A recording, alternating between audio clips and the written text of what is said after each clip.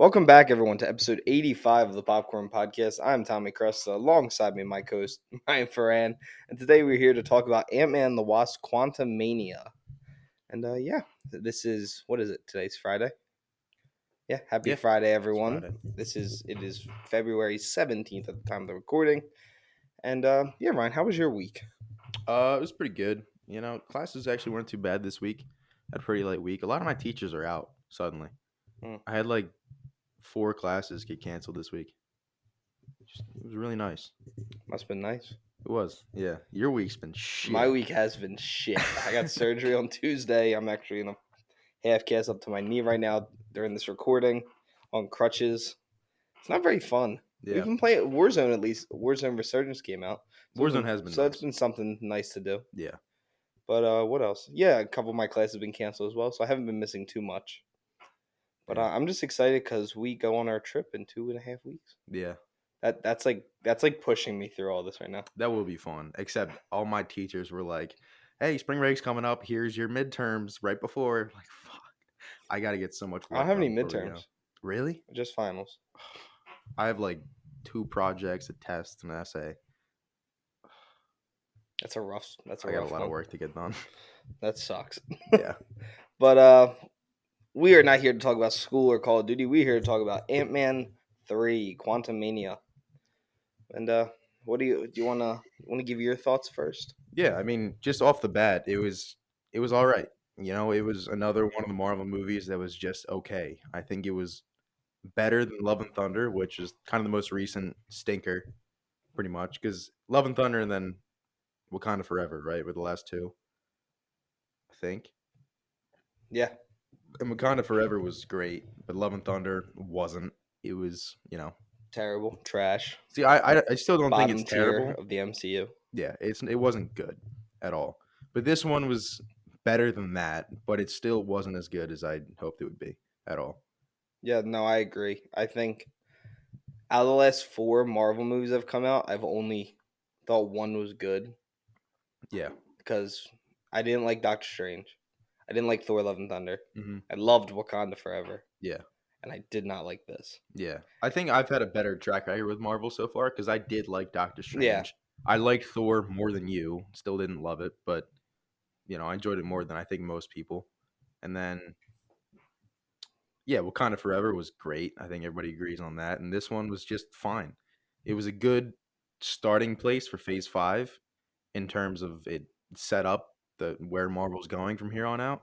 But I just wish it was a better movie. And I think that's just the effects were better than they've been. I did give them credit to that. I felt like the effects were much better than the last phase was. Yeah, I agree with that. Especially like in the beginning, you could tell they focused on more towards the end of the final battle because obviously it's Ant-Man and they're in the quantum realm, so there's a lot of CGI they got to do.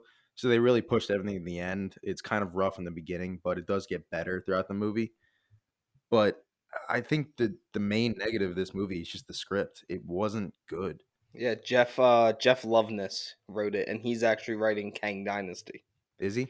Which is not giving me, making me feel much better. I don't get why you just don't bring the Russos back. I don't get it. Just make them do the last 2. I mean, just at least hire somebody else. Like, all due respect to the guy, it's just not working out.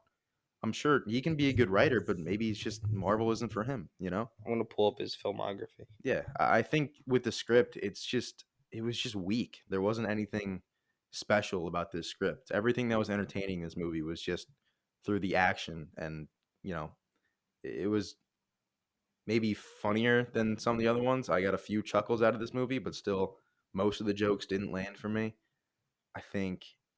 I don't know. It was just weird things too. Like I told you at the end, Cassie calls Hank Pym Grandpa and Uncle Hank in like a 2-minute span. And there's a lot of scenes throughout it where you can tell they definitely filmed something else and then went back to reshoot it. And it was kind of like just a few continuity things that you were like, they shouldn't be there right now. But it was nothing that ruined the movie. It was just little things that just, I don't know, it just didn't, it wasn't good. Yeah, no, and I looked up Jeff Loveness's IMDb. Mm-hmm. He won an Emmy he wrote Jimmy Kimmel. He was one of the writers. Gotcha. and he also wrote an episode of Rick and Morty. That's it. That's all he's ever done. That's it. Yeah, and I get like Marvel's getting a lot better with giving people opportunities to do Yeah, stuff. which is great. I love bringing more people, get some new ideas, but Make sure they know what they're doing. yeah, if those ideas aren't working out, you just got to go a different direction. People aren't happy, and yeah, you're still gonna make money because you're Marvel, but at the same time, if this new saga fails, then if they go for another one after this, it's not going to be the same. If this saga fails, it will be the downfall of Marvel, of I the agree. MCU. Yeah. Because like if the Infinity Saga is huge, Yeah. this is a bigger story to tell than Yeah, I agree. And they're also giving it a lot less time. Like the Infinity Saga was over what, 11, 12 years? 12 years. Yeah, and this is over 5 or 6. Yeah, I don't know, but I do have a positive. So when I'm watching a Marvel movie, I never notice like cinematography. Like I Yeah. just feel like it's not as prominent because a lot of it's CGI, which I know Yeah. that cinematography is still a thing. But I will say Bill Pope did a great job because some of those shots Yeah. of like the quantum realm were Mhm. really good, Yeah. and I thought that he did a really good job with that. I agree with that. And they also used the volume for this. Yeah, and It that wasn't the volume just looks better. Yeah. It's also it gives them a chance to save CGI on the characters because there are a lot of CG characters. You can see it in the trailers and everything. So, you know, making the background just a screen, I'm sure it saved a lot of money first off, but also time for the artist to, dial in with the characters, which I think the full CGI characters look pretty good in this movie. Yeah, no, I thought this was probably the best CGI in a while Yeah, because I think definitely. this CGI was still better than Wakanda Forever's, which it was more Hmm. minimum. But the shots underwater, I didn't think looked great. Yeah, I thought the majority of this movie looked really good, yeah, I agree. but what we said. That's not why we're having an issue with this movie. The issues with me were the characters. Like the acting was good, I just didn't care for a lot of it. Yeah. And I get that they want to always have like a weird creature now whenever they do like dimension stuff. Hmm. But Star Wars, that's Star Wars' thing. Let Star Wars do the little Yeah. creatures. That's fun. They're just trying so hard and it's ruining the tone of the movie. Yeah, I agree. This movie definitely we leaned over to each other and went like, those are just Tusken Raiders. Like this whole movie was super inspired by Star Wars to a point where they really didn't try to hide it at some points. Yeah, they didn't try and hide it at all. Yeah.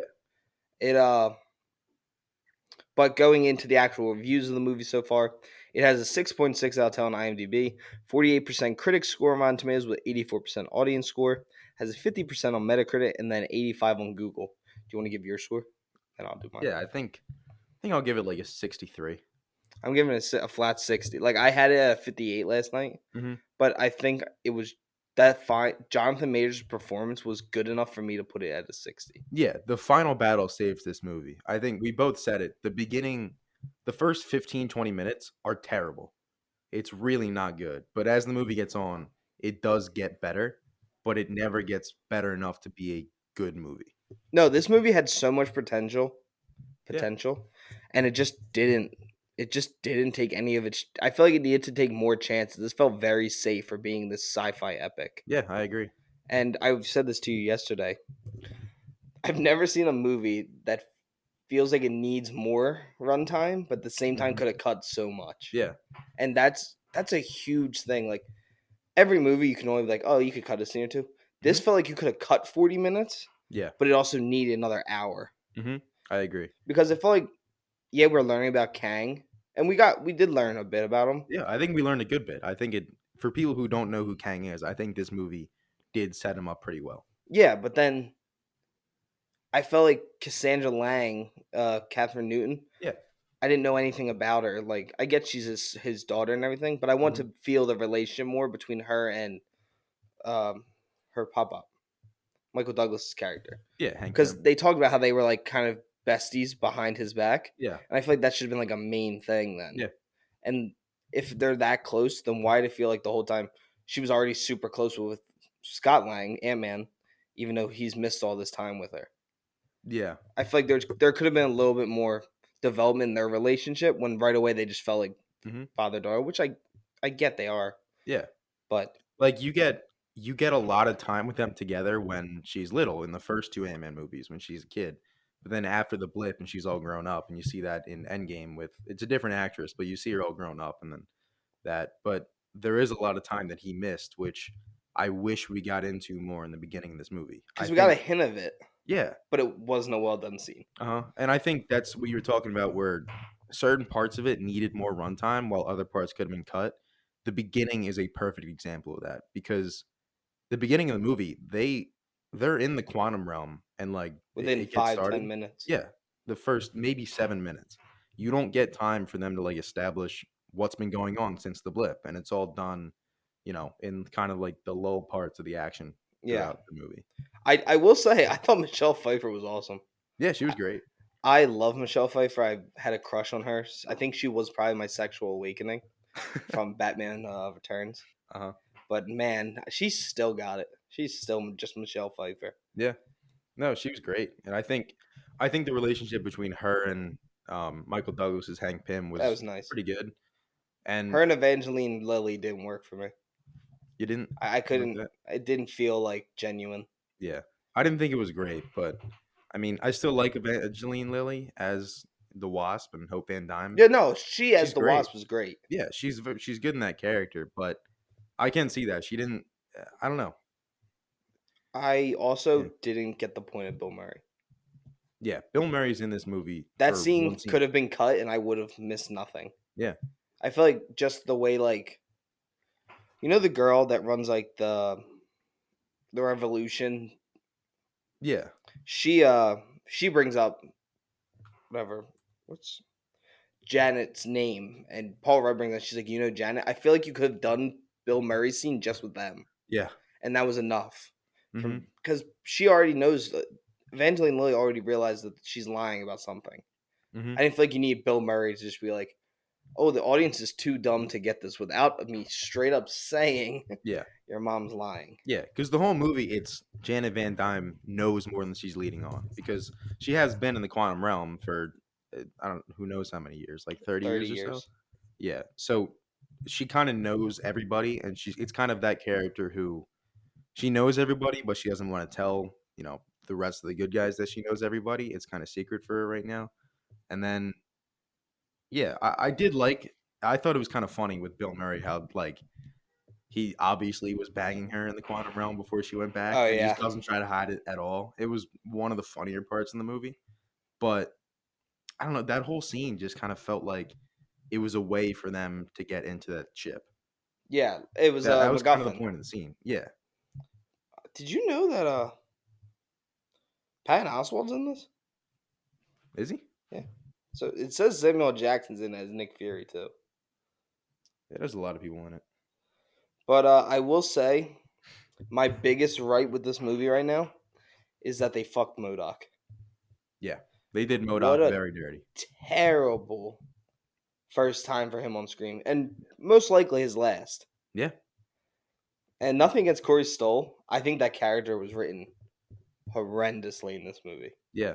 I think the idea to make him MODOK, it made sense Yeah, because I was he okay would with be him playing it. yeah, he would be trapped in the quantum realm, and it makes sense to have, a connection between him and, MODOK and then Scott Lang. It makes sense to just have a connection, so there's already kind of something between the two characters, but it was just not well written. MODOK was the butt of every single joke. He wasn't he wasn't threatening in the movie at all. The only people he kills in the movie are unarmed people. Anytime he fights somebody who can actually fight back, he has no chance. No, and again, going to Kathleen Newton as his daughter, she kicks his ass, and she doesn't even know how to fight. Yeah, immediately. And MODOK's supposed to be this weapon of mass destruction. That's like his only point is to kill. Yeah. And he, as you say, he only kills people running away, not even trying to fight them. Mm-hmm. He sucks at killing people. It was just disappointing because MODOK is such a cool character MODOK's whole character is that, yeah, he is menacing. Like, he can kill everything. That's the entire point of his existence. But in this movie, he's just a joke, and he's just kind of, he's Kang's lackey the whole time, which I kind of thought it makes sense that he would be working for Kang because Kang saved him. But Yeah. I thought at one point he would maybe break away and kind of start doing his own thing, go against Kang, and just kind of be on his own for a little bit. But it just never happens. No, and then his like hero arc Yeah, his was redemption arc dumb is. as fuck. Yeah, It was just a waste. There was no point of him being in this movie. yeah, I It agree. felt completely useless. Yeah, What, just so we could get Catherine Newton tell him not to be a dick? it was just him being in this movie was just there to have a secondary villain who could get Scott Lang and Cassie Lang to Kang. Because that's the only reason he's in Yeah. this movie is when they're with the, quantum realm people, whatever that tribe is. And then he gets them, he captures them, and brings them to Kang. That's really the only thing he does in the movie besides just be a joke. How has this movie already made 41 mil? It's been out one day. Yeah, it's just the Marvel name. And I mean, people are liking it on Rotten Tomatoes as an Yeah, it has an 84 84 audience audience score. scores. And I mean, it So, has an 85 on Google. yeah, I mean, I can see why people like this because it's just simple. Like, and that's not a diss to like anybody who likes it. I'm not calling you simple. I'm just saying this movie it didn't take many chances. The final battle was cool, Again, and that very was it. safe, though. Yeah, very safe. Nothing crazy happens. And with a character like And I liked MODOK, when Kang started fighting, yeah, like with his powers, but it was so short lived. And this guy's supposed to. I get he's not the Kang. Like, he's kind of a more useless version of Kang. But still, he gets beat by ants. That's what you're going to. yeah. I mean that whole ant thing too, like the fact I mean I guess it made sense because they can get stuck in a time, whatever the hell you call it, and live for centuries and be able to kind of evolve over time in the span of a day. But it's just comes out and then Hank Pym's like, "Oh yeah, we got the ants back and they're gonna help us," and then they save the day at the end. It's not even Ant-Man who wins; it's the ants. It's the ants. Yeah. You know what's funny? All I could think about when he kept talking about how much he likes ants Hmm. was the first like promo video of them just doing the slap beat. Yeah, that was Ants. great. That's all I Yeah, could think man. about. So I'm disappointed in Google now. Hmm. This has a higher score than the Batman does on Google. What does the Batman have? 81. Really? Yeah. Damn. What's the audience score for the Batman? Batman audience score is higher. It's an 87. All right, that's good. Batman Rotten Tomatoes critic score went up. It was down to an 83. Now it's back to an 85. Cool. Yeah, I think this movie is just mostly missed potential. I think it sets up the rest of Marvel pretty well. I think with Kang, like I said before, if you don't know who Kang is, you're gonna get a decent understanding, especially at the end with the post-credit scenes and stuff. But you just could have done so much more. You could have made him more menacing. I get it. You can't have Ant-Man beat Kang because then how is he gonna be like an Avengers level threat? Yeah.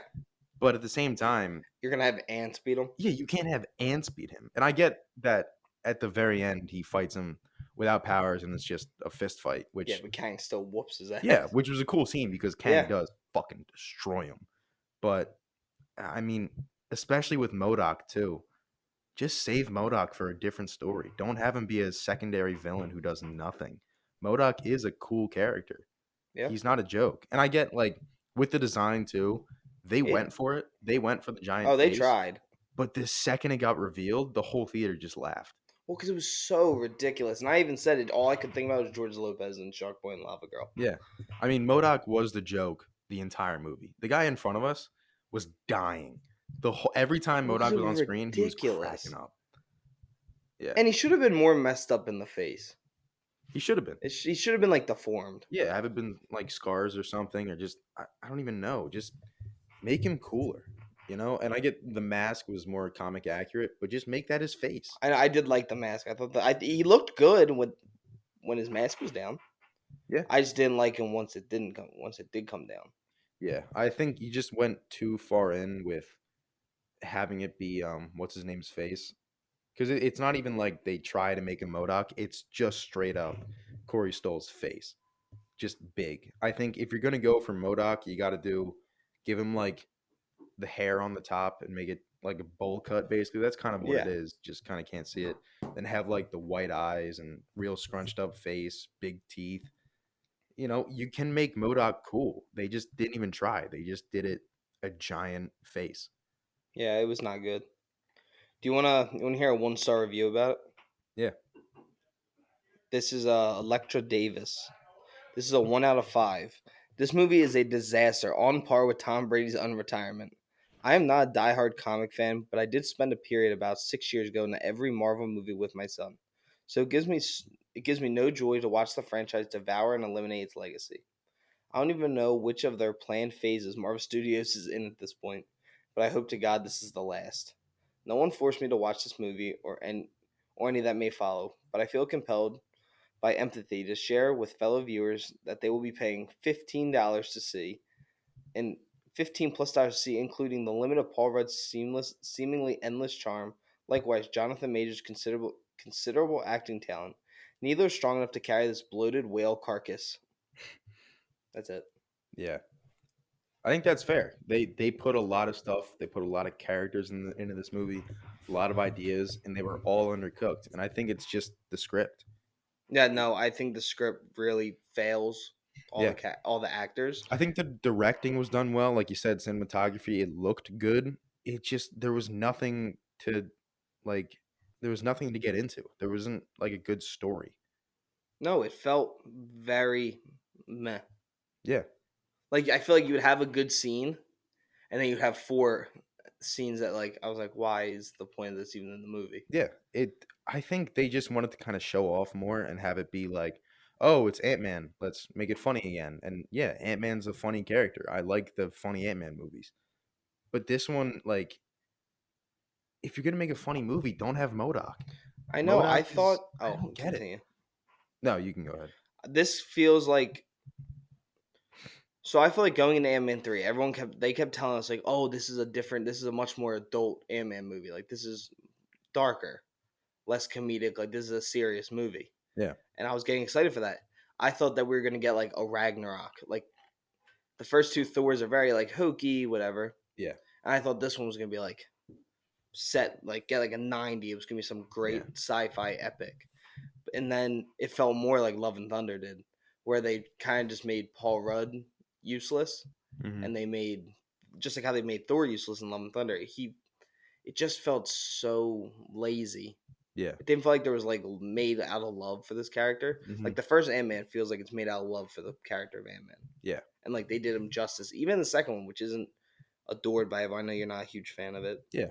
but that one's still like It's you still. still love Ant Man after watching that movie. Hmm. This one, I'm kind of hoping they don't make another one Yeah. solo movie. I agree. And I think, like you said about Ragnarok, Ragnarok is it's a good point to like kind of base this movie off of. Like, you can make Ant-Man funny, like Thor's funny in that movie, but at a certain point, like Ragnarok does, you have to have him be at just rock bottom. Like Thor gets his eye cut out, and from that point on, it's really not that funny anymore. It gets super serious. This Yeah, movie has points where it's serious and then it gets jokey again. And then it gets serious in the last like 5 minutes when you could have made the whole final battle serious. yeah. When it's not, especially with MODOK. I mean, when MODOK dies, dude, the guy in front of us literally fell out of his chair laughing.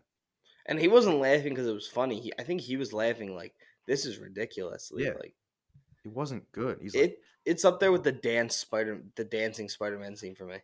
Like I think that MODOK death scene was horrible. yeah, Like I did not find it funny. yeah. When he was like, "Am I an Avenger now?" Like, dude, shut up. Like I thought this was gonna be like I was expecting so much more out of this movie, and I think that's why I'm so mad about it Hmm. because I expected so much better out of it. Yeah, And I really thought that Kang, not to take away from the scene, I thought Kang and Ant Man's fist fight was going to be like an epic, like that was going to be the final battle. yeah, It was really like 5 minutes, and not even. those 5 minutes were yeah, not even that was Yeah, great. hmm, it was good. But I kind of didn't feel like nervous at all for him. Yeah, Like I was like, oh, he's gonna win this. Somehow he's gonna win, even though he can barely land a punch on him. hmm, And then as soon as the fight's over, like you could see how beat up he was during the fight. Like he was hobbling. If yeah, like as soon as the fight was over, he was fine. yeah, And I don't know. I just really did not enjoy it. yeah. I'm just sad. I think the problem is that they're just the great Marvel movies are good because you can tell everyone involved loved the comics, Yeah, especially the writers. You have the Russo bros who love them. James Gunn with the Guardians movies loves the comics, and Taika Waititi even I think really likes the Thor comics, and Ragnarok was great. Love and Thunder, not so much. But Trash. yeah, I think this one, especially you see it in MODOK, is just they obviously didn't read the comics. They don't know who MODOK is. And I'm not one of those guys who's like, it has to be just like the comics. Iron Man 3. I like the what's his name twist. Oh, the Mandarin twist. Yeah, I don't mind that because it fits that style of this movie. But I think MODOK just didn't fit what this movie was trying to go for. Because you can tell they kind of tried to go for something more serious, but every character is a joke. Yeah. It just what they tried to go for, they just completely failed at. No, I completely agree, and that's why I wish. That's why I hate seeing audience scores so high. Because yeah, I get like people are probably enjoying it. And I'm not taking away from their enjoyment. But when Marvel, all they look at is they see the audience score and how much money this movie's going to make. Yeah. They're like, oh, we can get away with keep doing this. Mm-hmm. When I think the best Marvel movies are the ones that are darker in tone, more serious stories. Yeah. And even No Way Home, there's laughs throughout No Way Home. Mhm. No Way Home gets dark. Yeah, he gets And that the is shit one of kicked out of him. yeah, and like that's the apartment fight sequence is one of the best Marvel sequences. Mm-hmm. And I just wish that Marvel would understand that, like, yeah, you guys are gonna keep making money probably just because now it's more not the character that people are gonna see. It's oh, I have to see this because I need to know what's going on. And they have the headline Marvel Studios. Marvel Studios is whatever. This is Yeah. Ant-Man, but it's become much more of just an IP to them at this point instead of like a creative universe because I Yeah. feel like no one's taking chances. Yeah. And I think the thing with taking chances as well, like that is a good point. You need to take more chances. But I think also make every hero's, set of movies, whether it's going to be one or two or three or four, whatever you want to do, make them distinct. Like you see, they tried to go for that for Thor. The first two Thor movies didn't work, and then Taika Waititi switched it up, and Ragnarok is great. Love and Thunder not so much, but then this one you can switch it up a little bit. I get you kept Peyton Reed the whole time, but you got a different writer for this one. It's a totally different movie. It feels complete. It looked different. It felt different. Yeah, And I'm agreeing. I agree with what you just said. How you everyone's movie should feel different. yeah. Like with Captain America too. I get the first Captain America. It kind of needs to feel different because it's way back in World War Yeah, II. Then the next one's Winter Soldier and Civil War. It's both the Russo brothers, and they yeah. both have a very distinct feel to them. Same thing with the Iron Man movies. Maybe, you know, 3 Iron doesn't Man. feel much like 1 and 2 did, Yeah, but that's but I because think it's a it's different better than director. 2. Yeah, I agree. But it still has a feel over the 3 that's different from everyone else's. Yeah, While Ant-Man 3 feels much similar to Love and Thunder. yeah. Ant-Man 3 and Love and Thunder, like most of the more recent Marvel movies, excluding Wakanda Forever, because that is very much Yeah, and I would say Ryan No Way Coogler's Home movie. still feels like its own Yeah, that feels like a story. John Watts movie. But the other ones, it's just kind of getting lazy. They're getting very samey. They're getting complacent. Yeah, they're just sticking to a formula and they're not trying to hide it because every Marvel movie sticks to the Marvel formula. Yeah, they're But to a these, point they have to follow it, but like you can still like No Way Home follows the Marvel formula, but yeah, does it in this like epic, yeah, exactly. darker story. Yeah, they do a good job of hiding it and making it their own movie while still following the formula. These ones aren't hiding it at all. No, It's just point A, point B, point C, movie's done, and they're not taking any chances really. no, I'm just disappointed, and I don't love uh Doctor Strange too. Like I don't. I talked about. I said it was the most disappointing movie of the year for me. However, they still took chances, and I'll give Sam Raimi credit. He went for his own style. Yeah, Like that was a Sam Raimi movie that happened to take place in the MCU. yeah. This felt like Kevin Feige was like, "Oh, this and this and this." Like it didn't feel like Peyton Reed really had say Hmm. because it didn't feel anything like the first two. No, I didn't think so. Yeah, Yeah, yeah. so I mean, also another thing. This is kind of like it's been happening more and more. But keep the fucking masks on the superheroes, dude. I get it. Paul Rudd just won Sexiest Man Alive. Doesn't mean he has to take his mask off in the middle of the battle, dude. agreed. Like they do it every time, and I get it. Like you want to show the actor's face, but I, I mean, it's a superhero movie. I don't come to watch Paul Rudd. I come to watch Ant Man. Yeah, keep the mask on. Just it's just the little things like that in this movie that just Like, I'm rub okay me the with wrong way. Kang taking his off because Yeah. that's a lot. That's different. But like again, I know The Advanced Spider-Man 2 is not a good movie. I get that. Mhm. When he only in the Peter suit, not in the Peter suit, in the Spider-Man suit, he only has his mask off twice. Yeah. And that's what I like. Stop taking your goddamn mask off. We're Yeah. watching Spider-Man. We're watching Ant-Man. We're not watching Paul Rudd, Andrew Garfield. We're watching these movies for the character, Yeah. not for us to see them. Mhm. Because I'm agreeing with what Anthony Mackie and Quentin Tarantino said. They're not movie stars. These characters are stars. Yeah. We're not going. It's not like seeing True Lies for Arnold or seeing Rambo for Sylvester Stallone. We're Mhm. seeing these movies for these characters, and you taking the mask off takes us out of the character. Yeah, I agree. Whenever we rip on movies, we really go full fledged into it. I hope my oxys aren't making me sound crazy. Oh, let's clear that up. You had surgery, that's why you're on oxys. Oh because yeah, you're, yeah. If you you're guys not. Yeah, if you guys skipped our intro, I just got surgery done, so I'm not just taking you're not just popping oxy oxys randomly. cotton. Is there anything else you want to add? No, I think it's this movie was just all right. Like it could have been so much better. They just didn't take enough chances, and the chances they did take were okay. I thought Kang was really good, and I thought Michelle Pfeiffer as Janet Van Dyne, she was well acted, but the script was just so undercooked. There was nothing to like latch onto. And if you want to watch this movie to just watch stuff happen and just watch action, yeah, you'll enjoy this movie. But if you want into this looking for a good superhero story and something you like sink your teeth in and pay attention to, this isn't. We It's not didn't great. get that. Yeah. And I will say, didn't put up fan questions. So all we have left is a suggestion of the week. Gotcha. How? I just don't understand. We're 85 episodes in. How do you not remember? I don't remember a lot of things. You don't. I will not hold that against you. I'm going to recommend One Piece, the longest running anime of all time. It has over 1,075 episodes. It's a very funny show. If you're not a huge anime person, I think One Piece fits for everyone because it's not crazy anime hentai girls and stuff like that. It's very simple. It's literally just about a bunch of friends becoming pirates, Yeah. and the one kid has like Mr. Fantastic powers. And yeah, it's on Hulu. It's very funny. Highly recommend. Cool. If I recommended the Grand Budapest Hotel, No, all right, that's an easy one. Go watch that. it's a great movie. Great Wes Anderson movie. All Wes Anderson movies are great. Yeah. But yeah, that's all we really have. Oh, I should have recommended an Edgar Wright movie You because he should should. have directed these. We were Ant-Man movies. robbed. Would have been so great. Go watch the Cornetto trilogy.